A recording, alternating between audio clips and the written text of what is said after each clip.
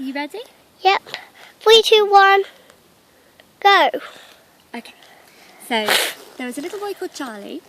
His mother was very, very busy in the house, and she was feeding all the chickens, and she was cleaning all the clothes and cooking all the food.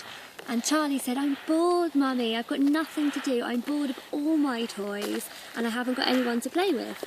And she said, "Okay, Charlie, I'd like you to go on an adventure. I want you to go out into the village and see if you can find a house with no windows, no doors, and a star inside." And he said, "A star inside?" And he thought, my mum's pulling my leg. There's no such thing as a house with no windows and no doors and a star inside. And she said, "Go on, Charlie, and then you come back and tell me what you find." So he went, "All right, Mum." And off he went. And as he walked down the road, he came to a farmer. And he said, "Excuse me, but do you know where I could find a house with no windows and no doors and a star inside?" And he said, "Oh, I don't know anything about that, and I'm far too busy. I've got this whole field to plough. You run along now and don't bother me." And Charlie thought, "Oh, fine then," and carried on walking, feeling a little bit grumpy that the farmer wasn't very polite. And he came across a little girl and said, "Excuse me, do you know where I could find a house with no windows, no doors, and a star inside?" And the little girl said, "No, I can't think of one, but you know, my grandmother is the oldest lady in the whole village and she knows everything. So if you go and ask her, I bet she'll be able to tell you where you could find one." So he thought, "Okay, I'll do that." And he followed her directions and walked down the lane to a little cottage. And he knocked on the door, and out the old lady came, and she was a very friendly old lady. And she said, "Oh, what a nice surprise, what can I do for you?"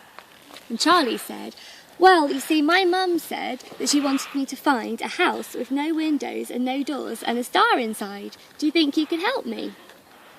And she said, "Well, a house with no windows and no doors and a star inside, that is a funny thing, and I can't say that I've ever come across such a thing myself.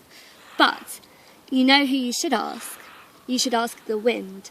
The wind travels all over the world. It rushes in and out of every house in the land, and it goes right to the tallest mountain and down into the deepest valleys. So the wind can tell you where anything is in the whole world." So that's what I think you should do. Go up on the hill and ask the wind. And the little boy thought, "Well, all right then, I'll try that." Mummy, say Charlie knows the grandmother was pulling his leg. All right, so Charlie thought the grandmother might be pulling his leg, but he thought, "All right, I'll give it a try." So up he went, he climbed the hill, and he asked the wind, "Do you know where I could find a house with no windows, no doors, and a star inside?"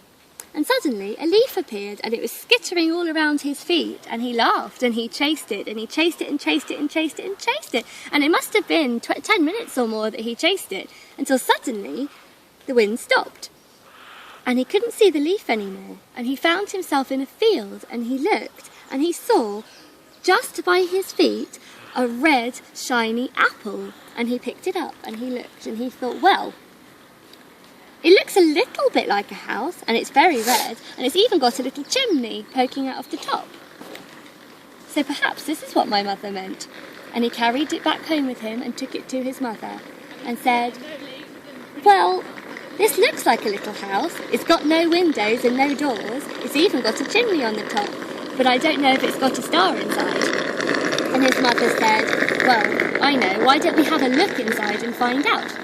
So she took the apple, and she cut it with a sharp knife crosswise and opened it up.